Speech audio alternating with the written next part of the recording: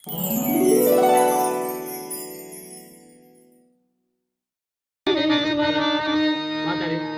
समजलं तुला?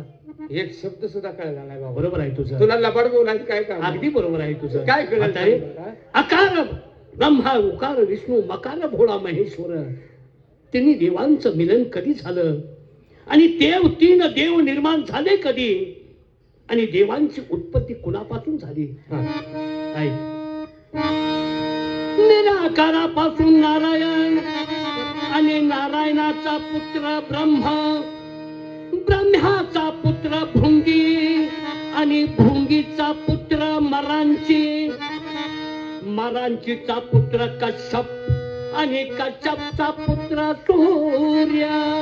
म्हातारे, सृष्टी निर्माण झाली, सृष्टी निर्माण झाली, परंतु मरांची पर्यंत या पृथ्वीचा व्यापक असा उद्धार झाला नाही. झाला नाही?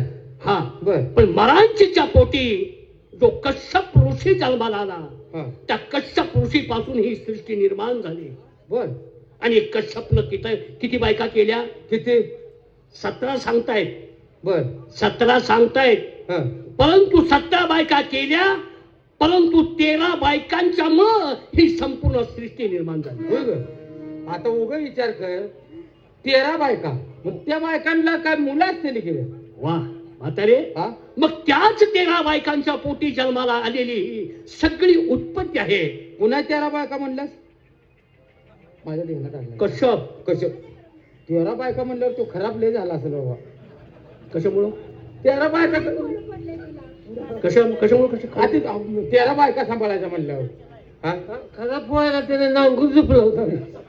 नांगून न आता खराब एवढं माणसाचे सांभाळायचं म्हणल्यावर.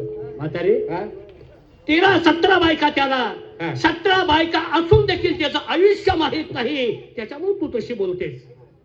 आयुष्य म्हणजे तो जगला किती वर्ष काय हे आपल्याला माहित नाही बाबा. मग बरोबर मी त्या शेजारी राहायलाच नव्हती तर. मग म्हातारे, आता 2 बायका केल्या, 60 वर्ष माणसाचं आयुष्य असतं आणि त्याच्यावर 2 बायकामुळे तो 45 वर्षातच आटपून घेत असतो. होय म्हातारे. आणि त्या वेळेला काय झालं?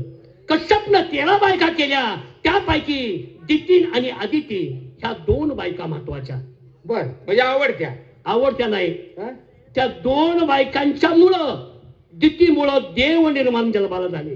दिती देव यांना देव जन्माला आले आणि अदिती यांना राक्षस असुरी विद्या प्राप्त झाली.